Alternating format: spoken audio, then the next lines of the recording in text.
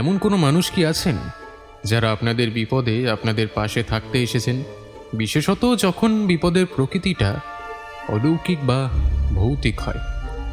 যিনি ভূত, প্রেত ও অতিলৌকিক বিষয় নিয়ে কাজ করলেও বিজ্ঞানকে উড়িয়ে দেন না, যিনি অযৌক্তিক বিষয়ের সম্মুখীন হয়েও যুক্তিতর্কের হাত ছাড়েন না। তিনি বুঝতে পারেন নিরাকার আত্মার উপস্থিতি, বুঝতে পারেন কোন আত্মার প্রকৃতি কেমন, যার মুখে উচ্চারিত জয় জয় তারা এই ধ্বনিটি শুনলে শিহরিত হয়ে ওঠে সাধারণ মানুষ, বিচলিত হয়ে ওঠে ভয়ঙ্কর প্রেতাত্মা, উৎকণ্ঠিত হয়ে ওঠে তার শ্রোতারা। তিনি আসছেন প্রচণ্ড সাহস, তুখর বুদ্ধি ও মা তারার ওপর অসীম বিশ্বাস নিয়ে। তিনি আসছেন অপ্রাকৃতিক ও অলৌকিক সমস্যার সমাধান করতে। তিনি হলেন ভুবন মোহন ভট্টাচার্য, আমাদের ভুবন ওস্তাদ।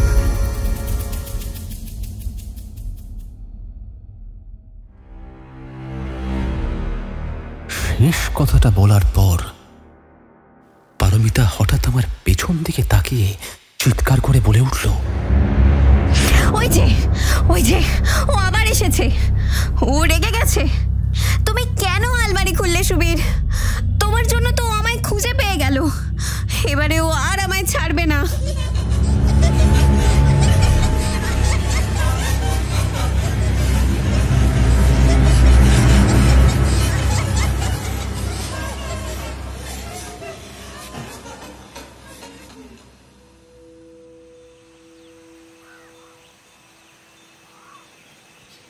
বিয়ের পর মধুচন্দ্রিমার কথা উঠতেই পারমিতাকে বললাম, পারমিতা, আমি বুঝতে পারছি যে তুমি এই বিয়েটা নিয়ে খুবই এক্সাইটেড, কিন্তু আমি এই বিয়েটার পর থেকেই না একটু দ্বন্দ্বে আছি। দ্বন্দ্ব? কিসের দ্বন্দ্ব? আমি সামান্য ইতস্তত করে বললাম, তুমি হয়তো ভুলে যাচ্ছ এটা আমার দ্বিতীয় বিয়ে। আমি কিছুই ভুলিনি সুবীর। সুলেখার মৃত্যুর পর নতুন করে তুমি তোমার জীবনটা সাজিয়ে নিচ্ছ, এতে লজ্জার কি আছে? কিন্তু আমরা চলে গেলে পরীকে কোথায়? তুমি কি ভাবলে পরীর ব্যবস্থা না করেই আমি চলে যাব? আমরা পরীকে আমার মা বাবার কাছে রেখে আসব। আমার মতো আমার মা বাবাকেও তো পরীর সঙ্গে সহজ করা দরকার। সব থেকে বড় কথা হলো পরীকে নিজেদের কাছে পাওয়ার জন্য আমার মা বাবা খুব আগ্রহী। পারমিতার এই কথাগুলো শুনে আমি কিছুটা নিশ্চিন্ত হলাম। শান্তিনিকেতনের নিরিবিলি স্থানে একটা সুন্দর পরিবেশের মাঝে পারমিতার বাপের বাড়ি। সেখানে গিয়ে পরী ভীষণ খুশি হলো। আবার পারমিতার মা বাবাও পরীকে পেয়ে খুব খুশি। সারাদিন তারা নাতনি নাতনি করেই ব্যস্ত। পারমিতার মা বাবাকে দেখলে সত্যি অবাক হতে হয়। পরীকে তারা এমনভাবে যত্ন করছেন যেন সত্যি পরী পারমিতার সন্তান। পরীর মা অর্থাৎ আমার প্রথম পক্ষের স্ত্রী সুলেখা সন্তান জন্ম দিয়ে মারা যায়। তাই পরী কোনোদিন মায়ের ভালোবাসা পেয়ে বড় হয়নি। এখন 6 বছর বয়সে এসে পরী মায়ের স্নেহ পাচ্ছে। বাবা হিসেবে এর চেয়ে বেশি আমি আর কিছু চাই না। ঘুরতে যাওয়ার প্রসঙ্গে পারমিতা বলে উঠল ও পাহাড়ে যেতে চায়। আর পাহাড় বলতে আমার প্রথম পছন্দ গ্যাংটক। শুধু স্থানীয় সৌন্দর্যের জন্য নয়, গ্যাংটক আমার খুব প্রিয় স্থান সেই মানুষটার জন্য যার আশীর্বাদে আমি আমার মেয়েকে মৃত্যুর মুখ থেকে ফিরিয়ে আনতে পেরেছিলাম। মানুষটার নাম ভুবন মোহন ভট্টাচার্য, কিন্তু আমার কাছে তিনি ভুবন ওস্তাদ। আমি গ্যাংটকে যাওয়ার ব্যবস্থা করে ফেললাম। ওখানে গিয়ে থাকার জায়গা নিয়ে কোনো সমস্যা নেই। ভুবন ওস্তাদের বাড়িতেই ট্যুরিস্টদের থাকার ব্যবস্থা আছে। কিন্তু বিধিবাম, ভুবন ওস্তাদকে ফোন করে সেই কথা বলতেই তিনি জানালেন ওনার বাড়িতে একটা বাংলা সিরিয়ালের শুটিং চলছে। মাসখানেক তার বাড়ির একটা ঘরও খালি পাওয়া যাবে না। কি আর করা যাবে, অন্য হোটেল খুঁজতে হলো। ইন্টারনেটের সাহায্যে গ্যাংটকের একটা দারুণ জায়গার সন্ধান পেলাম। হোটেলটার নাম হিল লাভার্স। একদম নতুন হোটেল। আবহাওয়া পরিষ্কার হলে ঘরগুলো থেকে কাঞ্চনজঙ্ঘা দেখা যায়। ঘরগুলোর ছবি দেখেও খুব সুন্দর মনে হলো। আমি আর সময় নষ্ট না করে বুক করে দিলাম রুম নাম্বার 201। ব্যাস, তারপর আর কি, শনিবার সন্ধ্যা 7:40 উত্তরবঙ্গ এক্সপ্রেসে চড়ে শিয়ালদা স্টেশন থেকে রওনা দিলাম নিউ জলপাইগুড়ির উদ্দেশ্যে। পারমিতার মা আমাদের সাথে রুটি আর মাংস করে পাঠিয়েছিলেন। একটু রাত হতেই আমরা সেটা সদ্ব্যবহার করলাম। আমাদের দুজনেরই ট্রেনে ঘুম আসে না।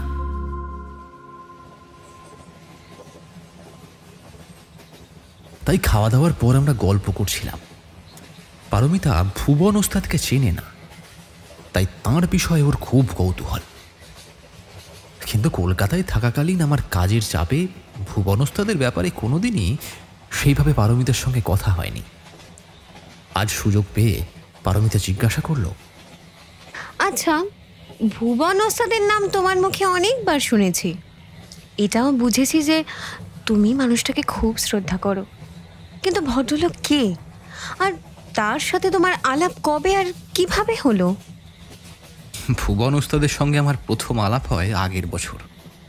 এক সেকেন্ড, মানে আগের বছর তুমি যখন পরীকে নিয়ে গ্যাংটকে গিয়েছিলে তখন ওনার সঙ্গে তোমার আলাপ হয়েছিল? হ্যাঁ, তখনই। আর ওনার জন্যই তো পরি আজ আমাদের সঙ্গে রয়েছে। না হলে যে কি হতো সেটা ভাবলেও আমার গায়ে কাঁটা দেয়। উনি পরীকে সুস্থ করে তুলেছিলেন? উনি কি খুব বড় ডাক্তার? আমি হো হো করে হেসে ফেললাম। পারমিতা অবাক হয়ে বলল, এতে হাসির কি আছে? এই যে তুমি বললে ডাক্তার, ভুবন ওস্তাদ কোনো ডাক্তার নন, উনি একজন তান্ত্রিক। তান্ত্রিক? সে কি? তুমি তো কোনোদিনও বলনি। কিছু মনে করো না সুবীর, এই তন্ত্র মন্ত্র ব্যাপারটার উপর আমার কোনো কালেই বিশ্বাস নেই। যারা এইসব নিয়ে বড়াই করে তাদেরও আমার ভণ্ড বলেই মনে হয়। সুতরাং ভদ্রলোকের সামনে দেখে যদি আমি হেসে ফেলি তাহলে তুমি কিন্তু রাগ করতে পারবে না, কেমন? তোমার মতো আমিও একসময় এই তন্ত্র মন্ত্র কিংবা ভূত পিশাচে বিশ্বাস করতাম না, কিন্তু আগের বছর আমার জীবনে ঘটে যাওয়া একটা ঘটনা আমার এই বিশ্বাসের জগৎটাকে একেবারে লণ্ডভণ্ড করে দিয়েছে। তোমায় তাহলে শুরু থেকে বলি ব্যাপারটা, তাহলে তোমার বুঝতে সুবিধা হবে। আগের বছর পরীর 5 বছরের জন্মদিনে তুমি একটা ছোট্ট পার্টি দিয়েছিলে, মনে আছে? ঘটনাটা সেদিন থেকেই শুরু হয়েছিল। সেদিন বাড়ি ফিরেই পরী খুব অসুস্থ হয়ে পড়ল। তখন আমাদের সঙ্গে সুলেখার মা থাকতেন, তিনিই পরীর দেখাশোনা করতেন। তার অনেক চেষ্টার পরেও পরী সুস্থ হচ্ছিল না। ধীরে ধীরে ওর অসুস্থতা এমন বৃদ্ধি পেল যে ও সারাদিন চুপ করে খাটের ওপর শুয়ে থাকতো, স্কুল যেত না, খেলাধুলা করতো না, এমনকি টিভিতে কার্টুন পর্যন্ত চালাতো না। 5 বছরের ছোট্ট চঞ্চল মেয়েটা আমার একেবারে পাথর হয়ে গিয়েছিল।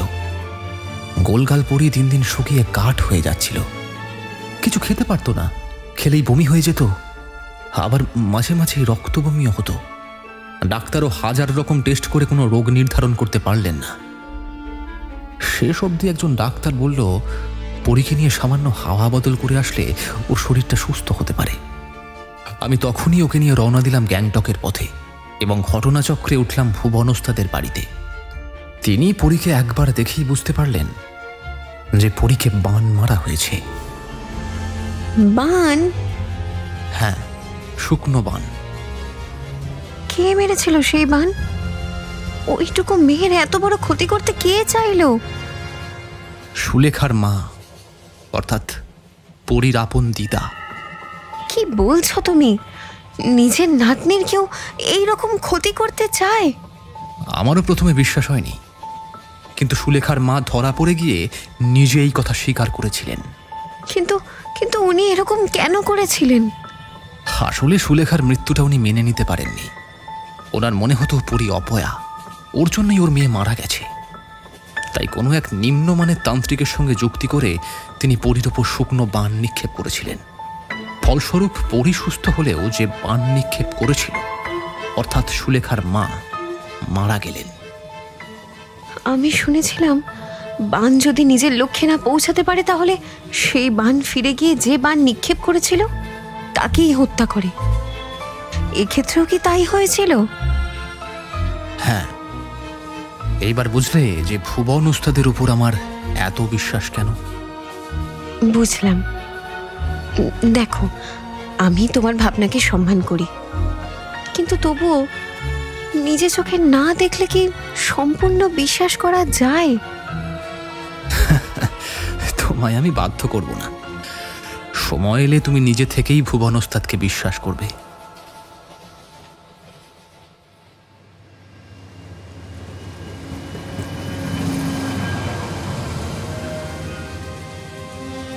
ভোর 6:30 নাগাদ আমরা পৌঁছলাম জলপাইগুড়িতে। ওখান থেকে প্রথমে একটা গাড়ি বুক করে আমরা ভুবন ওস্তাদের বাড়ির পথে রওনা হলাম।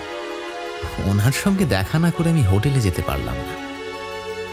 এর মধ্যে ওস্তাদের সঙ্গে আমার বহুবার ফোনে কথা হয়েছে ঠিকই, কিন্তু আজ 1 বছর পর তাকে আবার সামনে থেকে দেখব। ঘণ্টা 4 পর আমাদের গাড়ি এসে থামল সাদা ফটকের সামনে। গাড়ি থেকে নেমে আমরা ফটকের সামনে এসে দাঁড়ালাম। সেখানকার নেম প্লেটে বড় বড় করে লেখা রয়েছে শ্রী ভুবন মোহন ভট্টাচার্য। গেট বন্ধ দেখে আমি চিৎকার করে ডাকলাম, কেউ আছেন? ওস্তাদ, ওস্তাদ, বাড়িতে আছেন? কিছুক্ষণের মধ্যেই বাড়ি থেকে বেরিয়ে আসতে দেখলাম হরিদাকে। নড়ি পাথরের পথ পেরিয়ে এসে গেট খুলে দিল। হরিদা আমাকে চিনতে পেরেছে। এক গাল হাসি নিয়ে সে বলল, ভালো আছেন দাদাবাবু? হ্যাঁ, ভালো আছি হরিদা। ওস্তাদ কোথায়? সারাদিন তো ঠাকুর ঘরেই পড়ে থাকেন। আপনারা বৈঠকে গিয়ে বসুন, আমি ওনাকে ডেকে দিচ্ছি। আমরা ঢুকলাম বাড়ির ভেতরে। বাড়িটা 3 তলা। 1 তলার বৈঠকটা বিরাট বড়। সেইখানে একটা বিলিতি মখমলের সোফায় বসে পারমিতা বলে উঠল, ইস, এই বাড়িটায় থাকলে কি ভালো হতো। দেওয়ালের পেন্টিংগুলো দেখো, কি সুন্দর। আর ওই ঝাড়বাতিটাও তো ভীষণ দামি মনে হচ্ছে। হ্যাঁ, বাড়িটা সত্যিই সুন্দর। আর বিশেষ করে হরিদার হাতে দেশি মুরগির ঝোল, আহা, এখনো মুখে লেগে আছে। কোথায় তোমায় বাড়ির কথা বলছি আর তুমি খাবারের কথা ভাবছো? ধুর, পেটুক কোথাকার।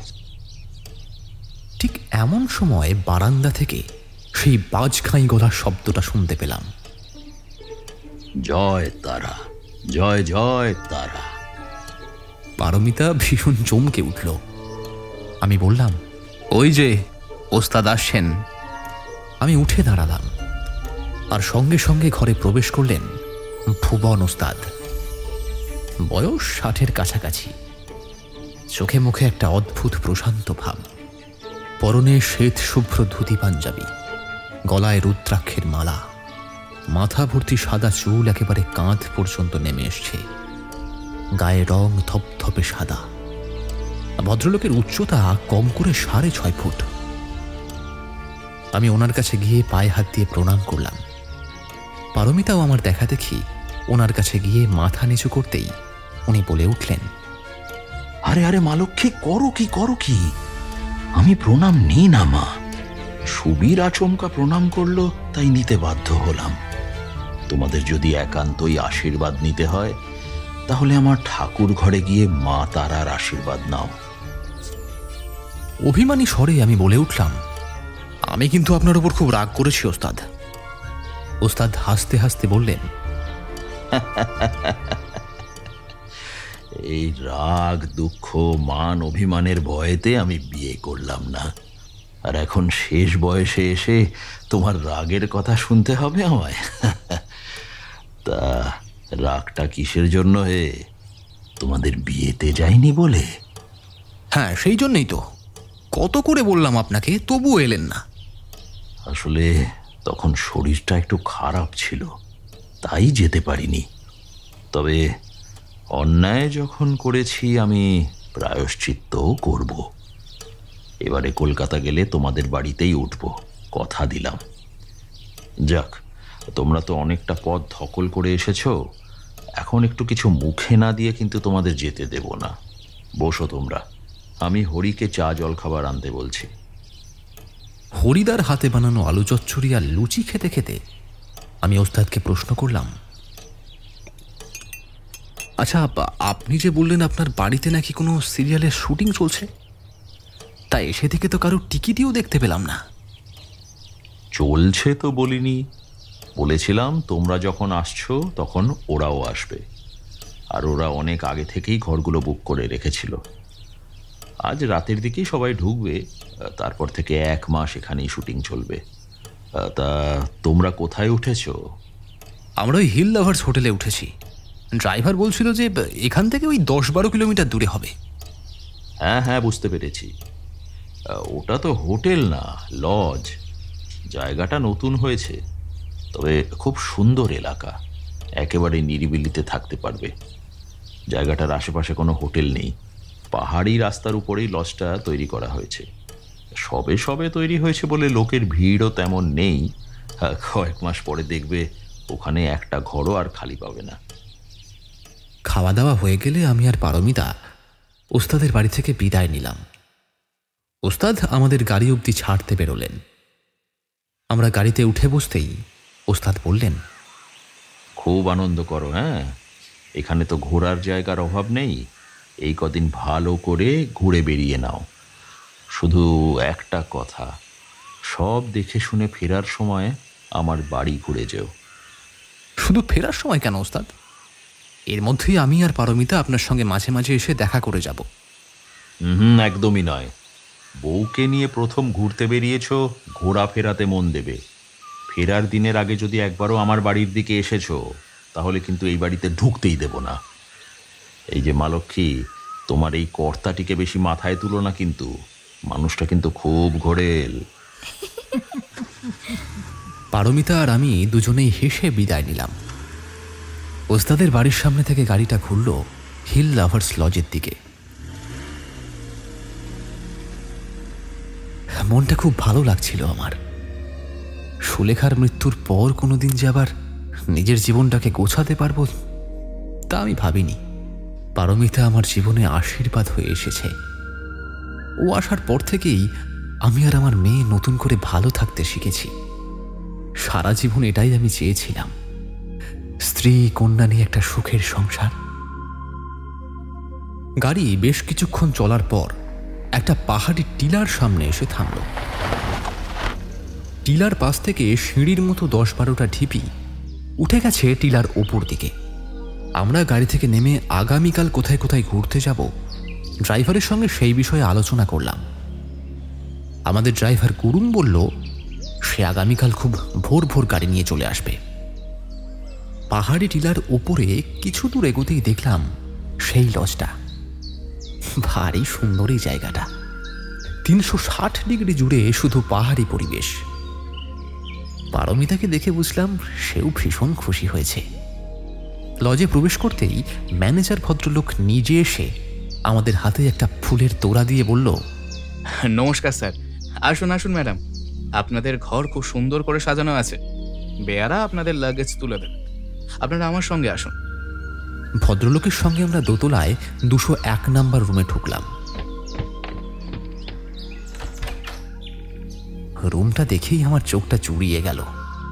একটা বিরাট পালঙ্কের সামনেই একটা বিরাট কাঁচের জানলা।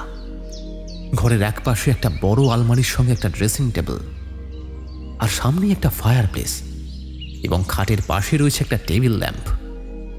কিন্তু পারমিতা সেই সব দিকে হুঁশ নেই। ঘরে ঢুকতেই ও আগে বাথরুমের দিকে এগিয়ে গেল। বাথরুম পছন্দ হলে তবেই ঘরে থাকা হবে। ভাগ্যবশত বাথরুমটা ছিল পরিষ্কার পরিচ্ছন্ন। মোটের ওপর ঘরটা বেশ আরামদায়ক। বেয়ারা আমাদের লাগেজ রেখে ঘর থেকে চলে গেল। আপনারা বিশ্রাম নিন খুন, আমি আপনাদের চা জলখাবার কিছুক্ষণের মধ্যেই পাঠিয়ে দিচ্ছি। না, আমরা খেয়ে এসছি, এখন শুধু 2 কাপ কফি পাঠিয়ে দিন। আর রাতের খাবারটা 8টার মধ্যে পাঠিয়ে দেবেন প্লিজ। কাল ভোর ভোর আমাদের গাড়ি আসবে, তাই রাতে একটু তাড়াতাড়ি শুয়ে পড়বো আর কি। আমরা হাত মুখ ধুয়ে কফি খেয়ে নিলাম। ঘরে বিরাট বড় জানলাটা খুলে ভাবলাম বাইরের পরিবেশটা উপভোগ করব, কিন্তু জানলা খুলতেই ঠান্ডা হাওয়ার ঝাপটায় আমার দাঁতে দাঁত লেগে গেল।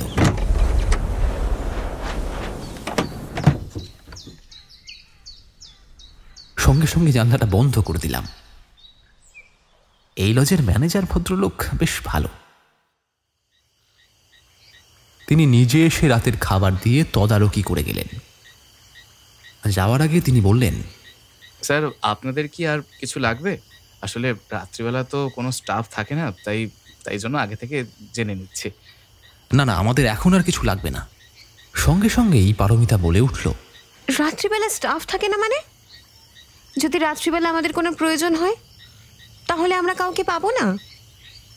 আসলে বুঝতেই তো পারছেন, লজটা একদম ভেতর দিকে, এত দূর কেউ কাজ করতে আসতে চায় না, তাই জন্য লোকাল লোকেদেরই কাজে লাগাতে হয়েছে। তারা রাত হলেই বাড়ি ফিরে যায়, আবার ভোর 4টের মধ্যে ওরা সবাই এখানে চলে আসে। আর আপনি কোথায় থাকেন? আমি ওই কাছেই থাকি। আমি আমার বাড়ির টেলিফোন নাম্বার আপনাদের দিয়ে যাচ্ছি এখন। যদি কোনো রকম অসুবিধা হয় তাহলে আমায় ফোন করবেন, আমি যত শীঘ্র সম্ভব চলে আসবো। এছাড়াও লজের বাইরে 2জন পাহারাদার রয়েছে, আপনারা নিশ্চিন্তে থাকতে পারেন, কোনো অসুবিধা হবে না। এখানে আর কোনো ট্যুরিস্ট নেই?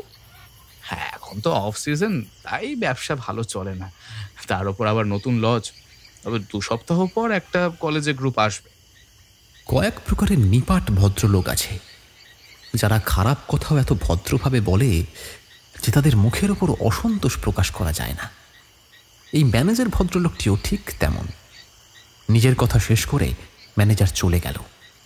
এইরকম ফাঁকা নিরিবিলি পরিবেশের মধ্যে, তাই অচেনা জায়গায় আমাদের একা একা থাকতে হবে। আমার খুব চিন্তা হচ্ছে সুবীর। আমিও সেটাই ভাবছি। আচ্ছা, একবার ওস্তাদকে ফোন করে নেব, ওনার একটা পরামর্শ পেলে। তুমি ওস্তাদ ওস্তাদ করা বন্ধ করবে? কি যে তোমার ওনার প্রতি আস্থা বুঝতে পারি না বাবা। এখানে কোনো বিপদ হলে 12 কিলোমিটার দূর থেকে ওই বুড়ো ভদ্রলোক আসতে আসতে আমরা পরলোকে চলে যাব। উফ, যাক, বাদ দাও। চলো রাতের খাবারটা খেয়ে নি। কাল রাত থেকে ঘুম হয়নি, বড্ড ঘুম পাচ্ছে। গরম গরম রুটি আর চিকেন ভর্তা খেয়ে আমরা স্বামী স্ত্রী শুয়ে পড়লাম। দামি পালঙ্কের নরম গদিতে গা এলাতেই ঘুম আমাদের চোখে গভীর হয়ে নেমে এলো।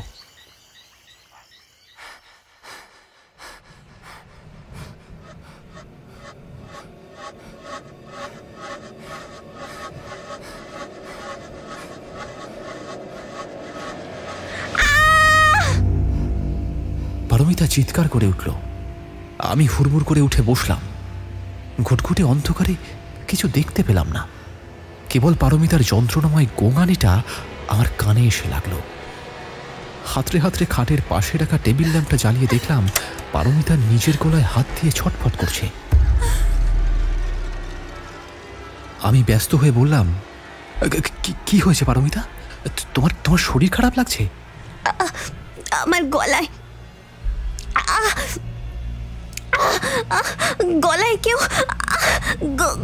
কেউ। পারমিতা নিজের গলাটা চেপে ধরেছিল। আমি কোনো রকমে ওর হাতটা ছাড়ালাম, কিন্তু ওর গলার দিকে তাকিয়ে আমি চমকে উঠলাম। দেখলাম ওর গলায় একটা গভীর ক্ষতর সৃষ্টি হয়েছে, যেন কেউ কোনো ধারালো অস্ত্র ওর গলায় গিঁথে দিয়েছে। পারমিতার গলা থেকে চুইয়ে চুইয়ে রক্ত বেরোচ্ছে, আর প্রবল যন্ত্রণায় ওর নিঃশ্বাস নিতেও কষ্ট হচ্ছিল। আমি সঙ্গে সঙ্গে ম্যানেজারকে ফোন করতেই ম্যানেজার 10 মিনিটের মধ্যে ডাক্তার নিয়ে সেখানে হাজির হলো।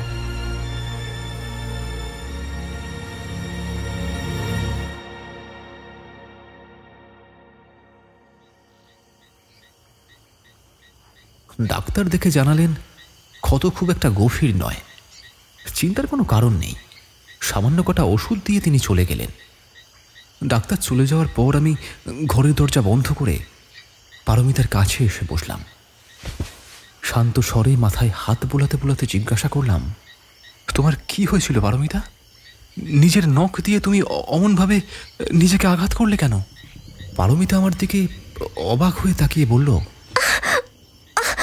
তোমার মনে হয় আমি এই কাজ করেছি? কেউ নিজের নখ দিয়ে নিজের গলায় এরকম ভাবে আঘাত করতে পারে?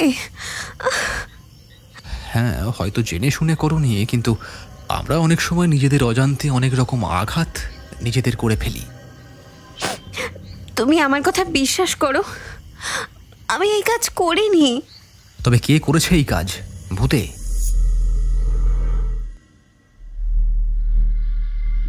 আমার এই কথাটা শুনে পারমিতা গম্ভীর হয়ে গেল। কিছুক্ষণ চোখ বন্ধ করে থাকলো, তারপর বলল, আমি অঘরে ঘুমাচ্ছিলাম, হঠাৎ অনুভব করলাম কেউ আমার গলায় হাত বোলাচ্ছে। প্রথমে ভাবলাম তুমি, কিন্তু কিছুক্ষণ পর আমি অনুভব করলাম আমার গলায় যে হাত বোলাচ্ছে তার আঙুলে বড় বড় নখ রয়েছে। চোখ না খুলেই আমি আলতো করে সেই হাতটা ধরলাম। আমি স্পষ্ট অনুভব করেছি সেই হাতের চামড়া কুঁচকে গেছে। তার সরু সরু আঙুলের লম্বা লম্বা নখ ছুরির ফলার মতো ধারালো। আমি সঙ্গে সঙ্গে চোখ খুলতে কেউ যেন আমার বুকের উপর বসে গলা টিপে ধরল। আমি আবছা ছায়া দেখতে পেলেও তা স্পষ্ট চেহারা দেখতে পাইনি। তবে আমি হলফ করে বলতে পারি ওই ছায়া কোনো মহিলার ছিল। জানি না কোন আক্রোশে সে আমার গলায় নিজের নখ গেঁথে দিচ্ছিল। তারপরই তুমি উঠে পড়লে, আর তারপর আমি দেখলাম তুমি নিজেই নিজের গলা টিপে ধরেছ। তোমার বুকের উপর কেউ বসেছিল না, সুতরাং তুমি স্বপ্ন দেখে ভয় পেয়েই নিজেকে এইভাবে আঘাত করেছ। কিন্তু আর কোনো কিন্তু না পারমিতা, তুমি এখন বিশ্রাম নাও। আমি কাল সকালে ঘুরতে যাওয়ার প্ল্যানটা ক্যান্সেল করে দিচ্ছি। আগে তুমি বিশ্রাম নিয়ে সুস্থ হও, তারপর দেখা যাবে।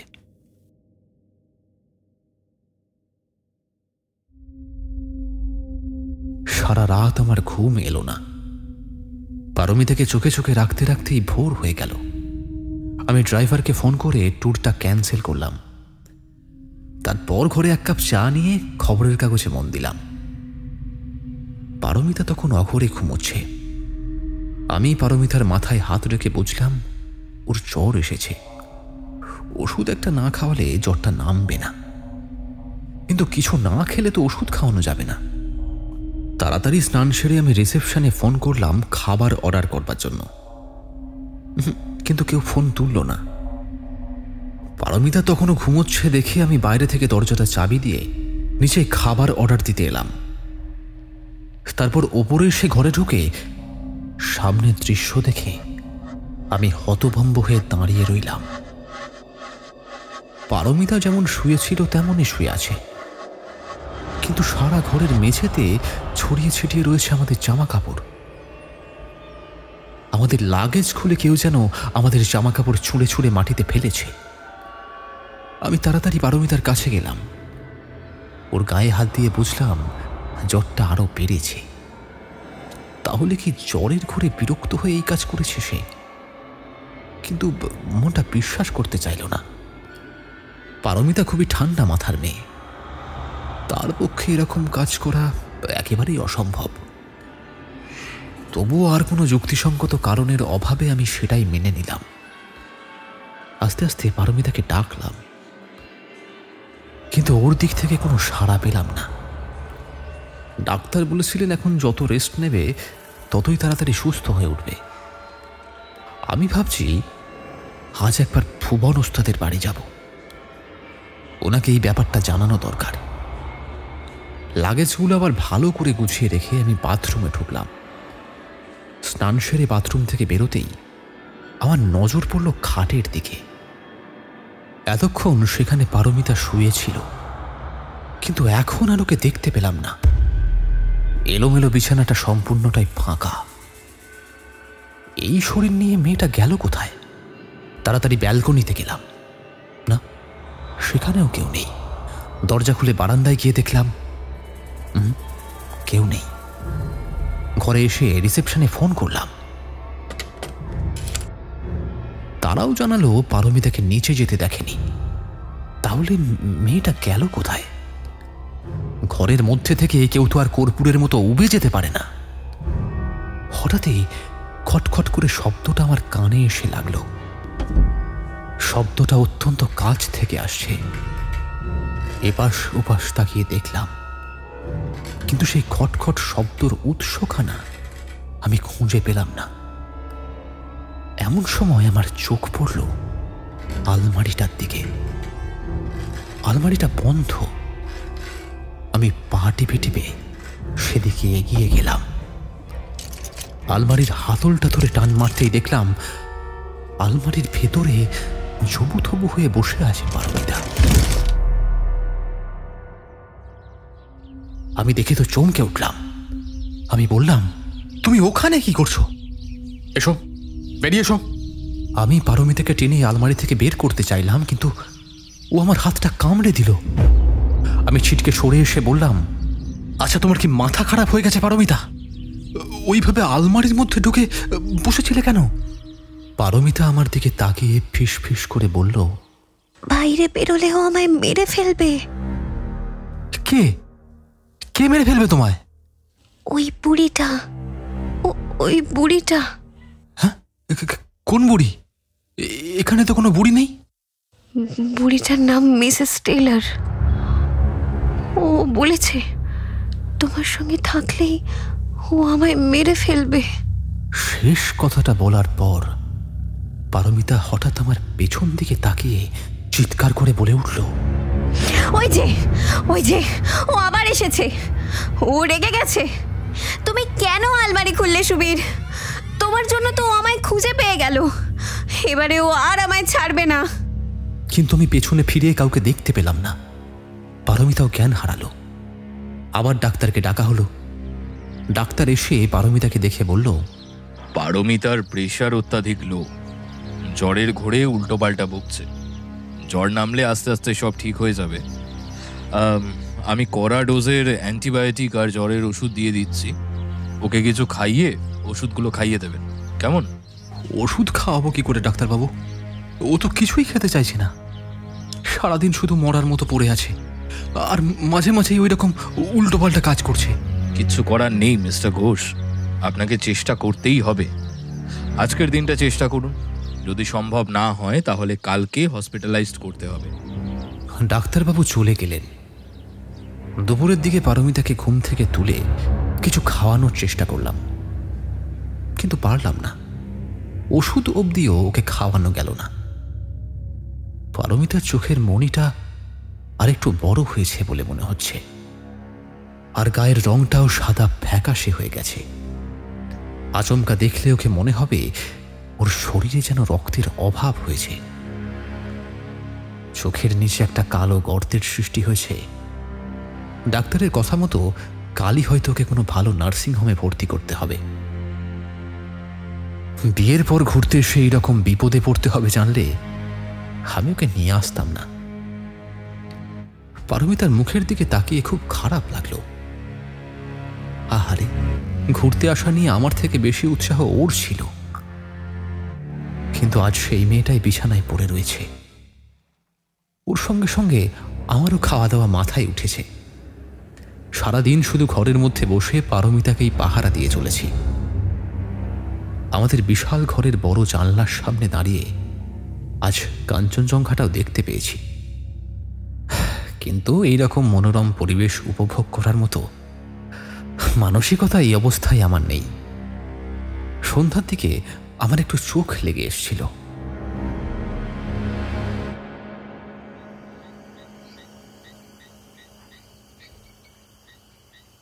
পারমিতা আমার পাশে শুয়েই ঘুমোচ্ছিল। এমন সময় দরজায় ঠক ঠক শব্দ পেলাম।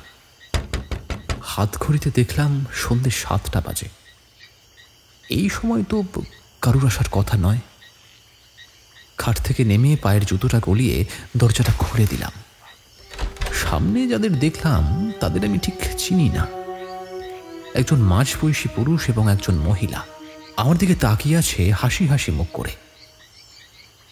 মহিলার হাতে ধরা রয়েছে একটা ছোট্ট বিড়াল। আপনি কি মিস্টার সুবীর ঘোষ? হ্যাঁ, কিন্তু আপনাদের তো ঠিক চিনলাম না। আমার নাম প্রহ্লাদ সেন, আর আর ও আমার স্ত্রী মনীষা। আমরা আমরা এই লজের মালিক। বলছি, আপনার সাথে একটু কথা বলা যাবে? আমি একটু ইতস্তত করে বললাম, ও আসলে এইখানে আসা ইস্তক আমার স্ত্রীর শরীরটা একটু খারাপ হয়েছে, ও শুয়ে রয়েছে, তাই। না না না না, আপনাদের ঘরে নয়, 202 নম্বর রুমটায় আমরা আছি। আপনি আপনি আমাদের রুমে আসুন। আমি ঘরে ফিরে এসে দেখলাম পারমিতার গায়ে আর আগের মতো জ্বর নেই। এখন হয়তো খানিকটা ঘুমোবেও। আমি দরজা বন্ধ করে পাশের রুমে গিয়ে বসলাম। আমরা আজই এখানে এসেছি। শুনলাম আপনার স্ত্রী নাকি খুব অসুস্থ হয়ে পড়েছেন। আসলে এই লজ ওপেন করার পর আপনারাই হলেন আমাদের প্রথম গেস্ট।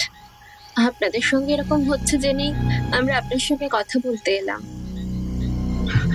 অ্যাকচুয়ালি বুঝতেই তো পারছেন, লজের একটা রেপুটেশন তো ম্যাটার করে। কিন্তু আমার স্ত্রীর শরীর খারাপ হওয়ার সঙ্গে আপনাদের লজের রেপুটেশনের কি সম্পর্ক? না, আসলে আসলে ব্যাপারটা হলো, প্রহ্লাদবাবুর কথা শেষ করতে না দিয়েই মিসেস সেন হঠাৎ বলে উঠলেন, এ কি, কেটে কোথায় গেল? কেটে কেটে বুঝলাম যে ওই কিটিটা হলো ওদের পোষা বিড়াল। সত্যি তো, এই তো ঘরে ঢোকার সময় বিড়ালটা এদিক ওদিক ঘুরছিল, এখন আর তাকে ঘরে দেখতে পেলাম না। দরজা খোলা আছে, দেখো, হয়তো বাইরে বেরিয়ে গেছে। মিসেস সেন বাইরে বেরিয়ে গেলেন। কিছুক্ষণ পর ফিরে এসে চিন্তিত স্বরে বললেন, না গো, কোথাও নেই। উফ, কি মুশকিল। কতবার কতবার তোমাকে বলেছি কিটিকে নিয়ে এখানে আসার কোনো প্রয়োজন নেই, কিন্তু তুমি তুমি তো আমার কোনো কথা শুনবেই না। মিস্টার সেন আর মিসেস সেন তাদের বিড়ালকে খুঁজতে বাইরে বেরিয়ে এলেন। আমি আর অযথা সেখানে বসে কি করব, তাই আমিও নিজের ঘরে ফিরে এলাম। দরজা খুলে আমি দেখলাম পারমিতা খাটে শুয়ে নেই। মাথায় বাজ পড়ল আমার। তাহলে কি আবার আলমারির ভেতরে ঢুকে গেল? আমি দৌড়ে গিয়ে আলমারিটা খুললাম, কিন্তু না, আলমারির মধ্যে পারমিতা নেই, এমনকি ব্যালকনি এবং বাথরুমেও নেই। তাহলে কোথায় গেল? দরজা খুলে বাইরে বেরিয়ে গেল নাকি? রিসেপশনে ফোন করতে যাচ্ছি, ঠিক এমন সময় একটা কচমচ করে কিছু চিবিয়ে খাওয়ার আওয়াজ পেলাম। এই শব্দের উৎসটা খুঁজতে আমার সময় লাগলো না। আমি বুঝতে পারছি যে শব্দটা কোথা থেকে আসছে, কিন্তু সেদিকে যাওয়ার আমি সাহস পাচ্ছি না। আস্তে আস্তে আমি এগিয়ে গেলাম খাটের দিকে। খাটের তলাটা অন্ধকার, তাই ফোনের ফ্ল্যাশ লাইটটা অন করে নিচু হয়ে খাটের তলায় আলো ফেললাম।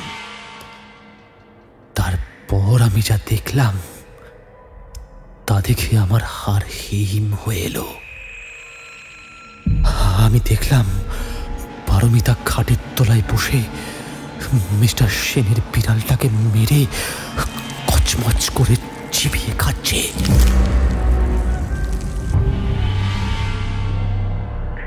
আমার ফোনের আলোর দিকে তাকিয়ে পারমিতার দাঁত মুখ খিচিয়ে উঠল। ওর সারা মুখে লেগে আছে কাঁচা রক্ত।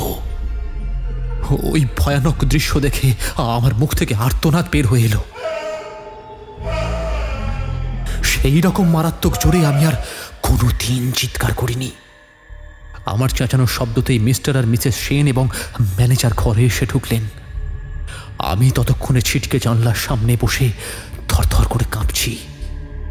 তারা প্রথমে আমার কাছে এলেন। আমি আঙুল দিয়ে খাটের তলার দিকে নির্দেশ করলাম। তারাও সেই দৃশ্য দেখে আমার মতনই ভীত সন্ত্রস্ত হয়ে গেলেন। মিসেস সেন ঘটনার আকস্মিকতায় অজ্ঞান হয়ে গেলেন। ম্যানেজার আমাকে টেনে তুলে ঘর থেকে বাইরে বের করে নিয়ে দরজাটা বন্ধ করে দিল। এসব কি হচ্ছে আমি কিচ্ছু বুঝতে পারছি না। বাইরে যদি এইসব কথা জানাজানি হয় তাহলে তাহলে লজের মান সম্মান বলে আর কিছু থাকবে না, সেটা বুঝতে পারছো? দেখুন মিস্টার ঘোষ, কিছু কিছু মনে করবেন না। বলছি, আপনার স্ত্রীর কি কোনো মানসিক সমস্যা আছে? আচ্ছা, আপনি কি বলতে চাইছেন? আমার স্ত্রী পাগল? একটা কথা ভালো করে শুনে রাখুন, এখানে আসার পর কিন্তু আমার স্ত্রীর এরকম দুর্দশা, সুতরাং এর জন্য আপনারাই দায়ী। আমি এখনই আমার স্ত্রীকে লজ থেকে নিয়ে বেরিয়ে যাব। তারপর যদি কোনো রকমভাবে প্রমাণ হয় যে আপনার লজেই কোনো প্রবলেম আছে, তাহলে আপনাদের ব্যবসা কি করে লাটে তুলতে হয় সেটা আমার খুব ভালোভাবে জানা আছে। দরজাটা খুলে আবারও ঘরে ঢুকলাম। খাটের তলায় ঝুঁকিয়ে পারমিতাকে বের করে আনতে চাইলাম, কিন্তু দেখলাম পারমিতা খাটের তলায় নেই। সেখানে শুধুই পড়ে আছে মোরা বিড়াল আর কাঁচা রক্ত। ম্যানেজার আমার পেছনেই ঢুকেছিল। হঠাৎ ওর গোঙানের শব্দে আমি ফিরে চাইলাম। দেখলাম বিস্ফারিত দৃষ্টিতে ম্যানেজার আলমারির ওপর দিকে তাকিয়ে আছে। আমি ওর দৃষ্টি অনুসরণ করতেই সেদিকে তাকিয়ে দেখলাম পারমিতা আলমারির উপরে বসে বসে দুলছে আর আমার দিকে তাকিয়ে বিভৎসভাবে খিলখিল শব্দ করে হাসছে। হঠাৎ সে নিজের হাসি থামিয়ে অদ্ভুত বিকৃত একটা কণ্ঠ করে বলল,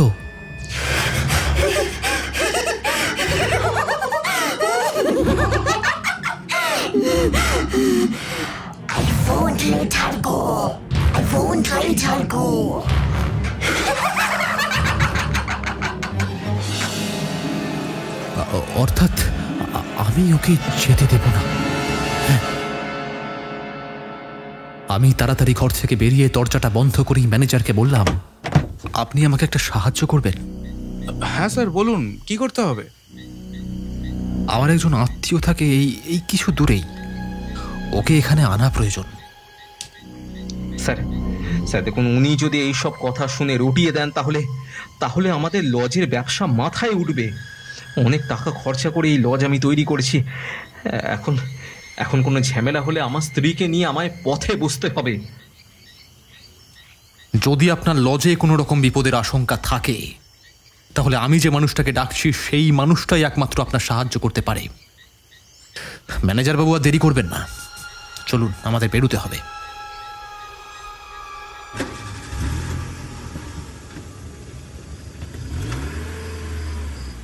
ওস্তাদ, ওস্তাদ, ওস্তাদ কোথায় আপনি?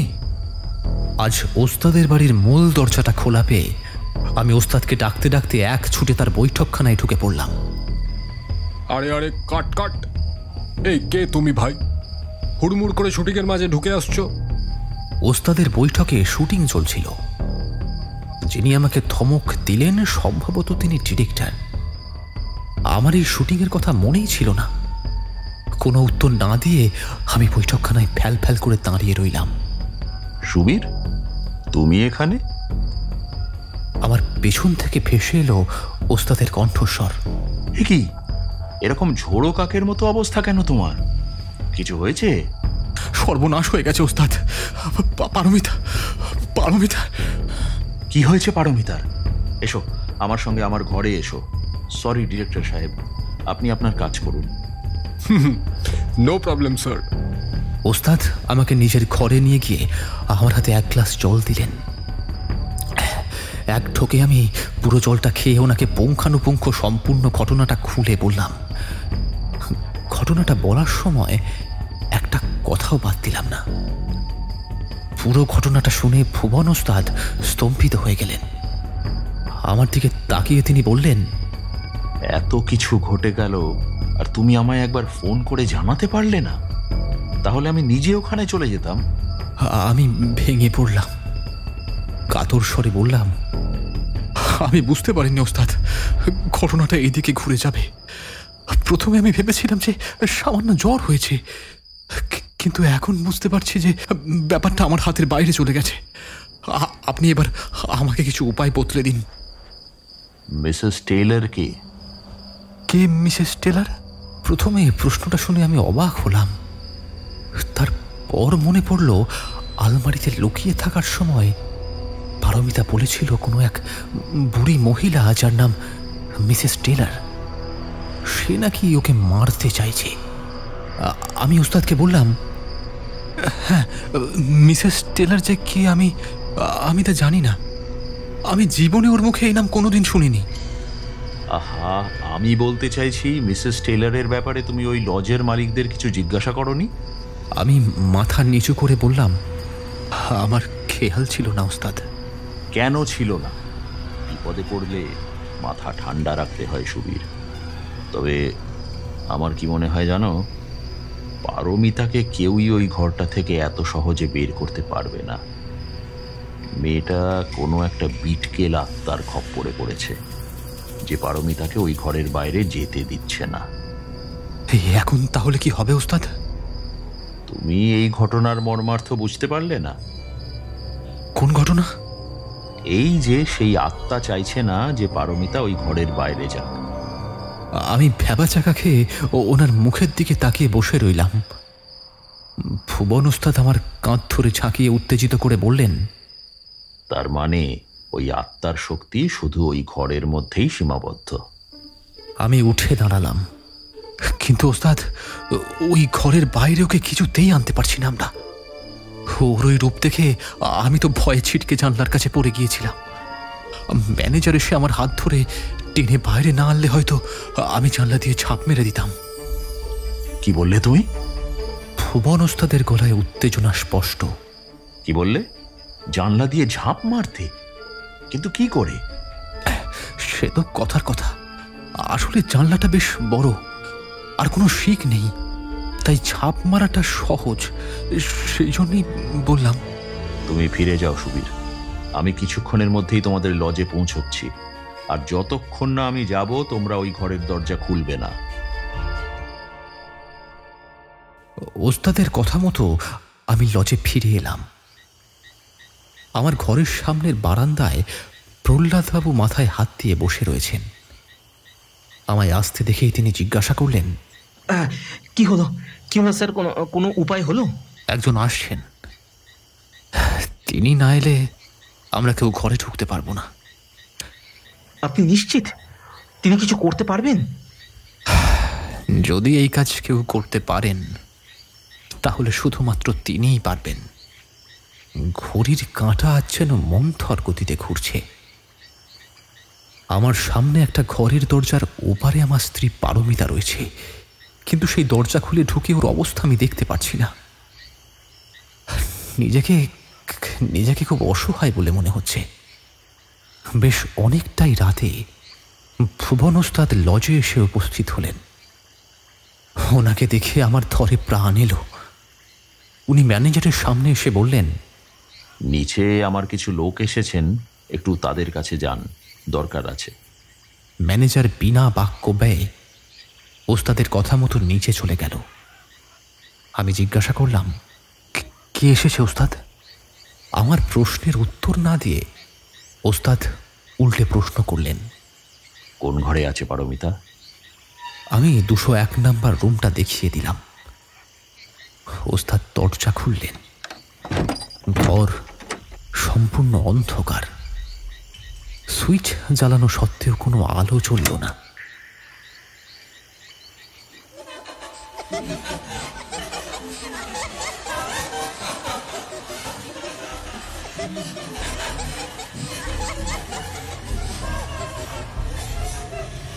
অস্ফুট স্বরে কোথাও থেকে একটা খিলখিল হাসির শব্দ ভেসে এলো। তাচ্ছিল্য ভরা একটা হাসি, যেন আমাদের বোকামি দেখে কেউ আমাদের তাচ্ছিল্য করে হাসছে। প্রহ্লাদবাবু নিজের ঘর থেকে মোমবাতি এনে ওস্তাদের হাতে দিলেন। আমরা ফোনের ফ্ল্যাশটা অন করে ধরলাম। পারমিতা এখনো আলমারির ওপরে পা ঝুলিয়ে বসে আছে, খোলা চুল দিয়ে নিজের মুখটা ঢেকে রয়েছে। ওস্তাদ নিজের ঝুলি থেকে একটা বড় টিফিন বাক্স বের করলেন, আর সেটা ঢাকনা খুলতেই দেখলাম টিফিন বাক্সের ভেতরে কাঁচা অপরিষ্কার রক্তমাখা মাংস রাখা আছে। ভুবন ওস্তাদ কিছুটা মাংস মেঝেতে ছড়িয়ে দিতেই পারমিতা লাফ দিয়ে মাটিতে নেমে এলো। তারপর কুকুরের মতো ছুটে এসে ভুবন ওস্তাদের পায়ের কাছে রাখা মাংসগুলো খেতে শুরু করলো। ওকে দেখে আমার কাঁটা গুলিয়ে উঠল। যে মেয়েটা কোনোদিন মাছ মাংস খায় না সেরকম কাঁচা মাংস চেটে পুটে খেয়ে চলেছে। ভুবন ওস্তাদ সারা ঘরে মাংস ছড়িয়ে দিচ্ছেন, আর পারমিতা পোষা কুকুরের মতো ওনার পেছনে পেছনে ঘুরে সেই মাংস খেয়ে চলেছে। এবারে ওস্তাদ আমাদের ঘরের বিশাল জানলাটা খুলে তার সামনে মাংসের বাটিটা রেখে দিলেন। পারমিতা ঘুরিয়ে ঘুরিয়ে ঘরের সমস্ত মাংস খাওয়ার পর জানলার দিকে গেল মাংসের টুকরোগুলো ভক্ষণ করতে। পাগল কুকুরের মতো জিভ বের করে মাংসগুলো খাচ্ছিল পারমিতা। ওস্তাদ আস্তে আস্তে ওর পেছন দিকে এসে নিমেষের মধ্যে এমন একটা কাজ করলো যেটা দেখে আমার মুখ থেকে প্রথমে আর্তনাদ বেরুলো না। পারমিতা জানলার কাছে দাঁড়িয়ে অন্যমনস্ক হয়ে কাঁচা মাংসের স্বাদ নিচ্ছিল, আর ঠিক তখনই ওস্তাদ ওর পেছন দিক থেকে দাঁড়িয়ে এক ধাক্কা মারলেন, আর পারমিতা সেই ধাক্কায় অসাবধান হয়ে জানলা টপকে নিচে পড়ে গেল। সম্বিত ফিরে আসতে আমি দৌড়ে গিয়ে ওস্তাদকে ধাক্কা মেরে সরিয়ে জানলা দিয়ে নিচে দেখলাম, কিন্তু এ কি, ভোরের আবছা আলোতে দেখলাম নিচে একদল লোক দাঁড়িয়ে রয়েছে। তাদের পায়ের কাছে রয়েছে একটা বিশাল ক্রাশ প্যাড, অর্থাৎ পারমিতা মাটিতে পড়েনি, পড়েছে ওই ক্রাশ প্যাডের ওপরে। আমি সঙ্গে সঙ্গে নিচে নামলাম, দেখলাম পারমিতা নির্জীবের মতো পড়ে আছে, ওর জ্ঞান নেই। ম্যানেজার আমার হাতে একটা জলের বোতল দিল, সেখান থেকে পারমিতার মুখে চোখে আমি জল ছিটিয়ে দিলাম। আস্তে আস্তে ওর চোখ খুলল। আমি দেখলাম ওর চোখের মণিটা আবার স্বাভাবিক অবস্থায় চলে এসছে, গায়ের ফ্যাকাশে সাদা রংটাও আর নেই। আমি ওকে বুকে জড়িয়ে ধরে কেঁদে ফেললাম।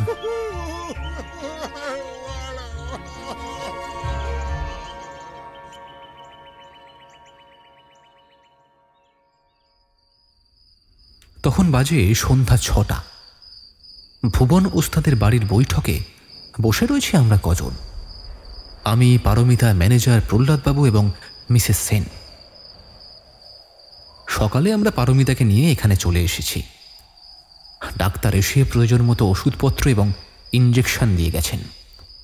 দুপুরের মধ্যেই পারমিতা একেবারে সুস্থ হয়ে উঠেছে। আমাদের লাগেজপত্র এনে দিয়েছেন লজের ম্যানেজার। আমরা এখন কয়েকদিন এই ভুবন ওস্তাদের ঘরেই থাকব।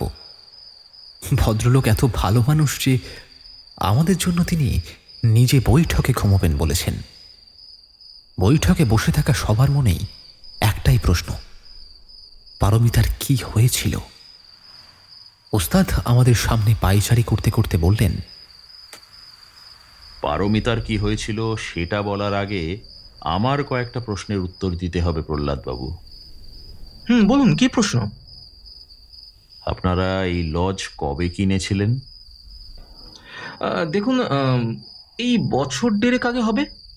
অ্যাকচুয়ালি ওটা তো একটা ভাঙাচোরা বাড়ি ছিল, তাই সেটাকেই ঠিকঠাক করে লজ তৈরি করেছিলাম। বাড়িটা যখন মেরামত করছিলেন তখন ওই 201 নম্বর রুম থেকে সন্দেহজনক কিছু পেয়েছিলেন? প্রহ্লাদবাবু অপ্রস্তুত হয়ে উত্তর দিলেন, কই না তো। আপনি মিথ্যে কথা বলছেন প্রহ্লাদবাবু। আপনি সত্যি কথা না বললে আগামী দিনেও কিন্তু আপনাদের বিপদ হতে পারে। প্রহ্লাদবাবু হয়তো তর্ক করতে যাচ্ছিলেন, কিন্তু ওনার স্ত্রী বললেন, আর লুকিয়ে কোনো লাভ নেই প্রহ্লাদ। ওনাকে বললে উনি হয়তো আমাদের সাহায্য করতে পারবেন। ভুবন বাবু, আমি আপনাকে পুরো ব্যাপারটা বলছি। আমাদের লজের জায়গায় কয়েক বছর আগে অবধি একটা ভাঙাচোরা বাড়ি ছিল। আমরা ভীষণ সস্তায় ওই বাড়িটা কিনেছিলাম। বাড়িটা মেরামত করার সময় ঘরের নিচ থেকে একটা আস্ত নরকঙ্কাল পাওয়া যায়। ওই ঘরটাই এখন আমাদের লজের 201 নম্বর রুম। আমি আর পারমিতা আঁতকে উঠলাম। মিসেস সেন বলতে থাকলেন, যার থেকে বাড়িটা কিনেছিলাম আমরা তাকে ধরে জানতে পারি যে ওই ঘরের সঙ্গে একটা ভয়ানক ঘটনা জড়িয়ে আছে। ওই বাড়িটা ছিল এক ইংরেজ সাহেবের, তার নাম ছিল জন টেলার। তিনি ওই বাড়িতে তার স্ত্রীর সঙ্গে থাকতেন। তার স্ত্রী ছিল বয়সে তার থেকে 15 বছরের বড়। জন যুবক বয়সে তার প্রেমে পড়ে তাকে বিয়ে করলো। প্রথম প্রথম সব ঠিকঠাকই চলছিল, কিন্তু জনের যখন 30 বছর বয়স হলো, তখন 45 বছরের একজন মহিলার সঙ্গে ঘর করা তার পক্ষে অসম্ভব হয়ে দাঁড়ালো। কিন্তু ভাবুন একবার, মিসেস টেলারকে তো আর ঘর থেকে ঝেড়ে ফেলা অত সহজ কাজ ছিল না। অন্যদিকে মিসেস টেলার মাঝে মধ্যে ইংল্যান্ডে যেতেন। এরকমই কোনো একটা সময় উনি বাড়িতে উপস্থিত ছিলেন না। তখন জন নিজের প্রেমিকার সঙ্গে সেই ঘরে প্রবেশ করলেন। কিন্তু মিসেস টেলার ছিলেন ভীষণ ধূর্ত। তিনি অনেক আগে থেকেই জনকে সন্দেহ করা শুরু করেছিলেন। ইংল্যান্ডে যাওয়ার নাম করে তিনি আসলে ঘরেরই একটা আলমারিতে লুকিয়েছিলেন, স্বামীও তার প্রেমিকাকে হাতে নাতে ধরবেন বলে। স্বামীকে অন্য মেয়ের সঙ্গে দেখে তিনি আলমারি খুলে মেয়েটির ওপর আক্রমণ করলেন। স্বামীর প্রেমিকার ওপরই তার যত আক্রোশ ছিল। দুজনের মধ্যে একটা প্রবল ধস্তাধস্তি শুরু হলো, আর মিসেস টেলার ছিটকে পড়লেন। টেবিলের কোণে মাথা ঠুকে তিনি মাটিতেই পড়ে রইলেন। জন দেখলেন মিসেস টেলার মারা গেছেন। কেউ যাতে ঘটনাটা না জানতে পারে, সেই কারণে জন আর তার প্রেমিকা ওই ঘরের নিচে মিসেস টেলারের লাশ পুঁতে দিয়ে ওই বাড়ি ছেড়ে ইংল্যান্ডে পালিয়ে গেল। তারপর আর তারা কোনোদিনও এখানে ফিরে আসেনি। আমরা ওই বাড়ি কিনেছি ওই টেলারদেরই একজন বংশের লোকের কাছ থেকে, মানে বংশধর বলতে পারেন আর কি, তার কাছ থেকেই। আর সে প্রথমে আমাদের কাছে এই সমস্ত ঘটনাটা লুকিয়ে গেছিল। পরে অনেক জেরা করার পর আমরা এই সমস্ত সত্যি উদ্ঘাটন করতে পেরেছি। ওই ঘরে মিসেস টেইলরের আত্মা এখনো রয়ে গেছে। আমি একটা কথা আপনাদের জানিয়ে রাখি, ওই আত্মার শক্তি কিন্তু ওই ঘরের ভিতরেই সীমাবদ্ধ। আপনারা যদি ভালো চান তাহলে ওই ঘর দয়া করে কোনো দিনও খুলবেন না। তার মানে ওই ঘরে যেই প্রবেশ করবে তাকেই ওই টেলারের আত্মা বিরক্ত করবে? না, সবাইকে না, কিন্তু কোনো ছেলে আর মেয়ে যদি ওই ঘরে থাকে তাহলেই ওই বুড়ির আত্মা সেই মেয়েটার ক্ষতি করতে চাইবে। যেমন এখানে পারমিতাকে ওই বুড়ি নিজের স্বামীর প্রেমিকা মনে করে আঘাত করতে চেয়েছিল। সুবীরের কাছে ঘটনাটা শুনেই আমি মোটামুটি আন্দাজ করে ফেলেছিলাম যে পারমিতাকে ওই ঘর থেকে বের করা সহজ হবে না। কি করব যখন বুঝতে পারছিলাম না, তখনই মা তারা আমায় একটা পথ দেখালেন। আমার বাড়িতে যারা শুটিংয়ের জন্য এসেছে তারা একটা সিন শ্যুট করছিল। আমি দেখলাম আমার বাড়ির ছাদ থেকে সিরিয়ালের হিরো ঝাঁপ মারছে, আর বাড়ির নিচে সবাই ক্র্যাশ প্যাড নিয়ে দাঁড়িয়ে আছে। হিরোকে অত ওপর থেকে ঝাঁপ দিয়েও অক্ষত অবস্থায় দেখে আমার মাথায় এই বুদ্ধিটা চলে এলো। ডিরেক্টর সাহেব আমায় সাহায্য করলেন। ব্যাস, তারপর যা হলো তা তোমাদের সামনেই হলো। আমি লজ্জায় মাথা নিচু করে রইলাম। এই মানুষটাকে আমি ধাক্কা দিয়েছি। ছি, কত বড় অন্যায় করলাম। আমার মনোভাব বুঝতে পেরে ওস্তাদ আমার কাছে এসে বললেন, আমি কিছু মনে করিনি সুবীর, তোমার জায়গায় আমি থাকলেও এটাই করতাম। পারমিতা ভুবন ওস্তাদের কাছে গিয়ে তাকে প্রণাম করল। ওস্তাদ ব্যস্ত হয়ে উঠে বললেন, আরে আরে করো কি মা লক্ষ্মী, তোমায় বলেছিলাম না আমি প্রণাম নিই না। কিন্তু কিন্তু আমায় যে প্রায়শ্চিত্ত করতেই হবে বাবা। আজ আপনার জন্যই তো আমি প্রাণে বাঁচলাম। কত অবিশ্বাস করেছি বলুন তো আপনার ক্ষমতাকে। ভুবন ওস্তাদ পারমিতার মাথায় হাত রেখে বললেন, আমার কোনো ক্ষমতাই নেই। আমায় তারা মা যে পথ দেখান আমি সেই পথেই হাঁটি। লোকে আমায় যাই বলুক, আমি একজন সামান্য সাধক মাত্র। জয় তারা, জয় জয় তারা।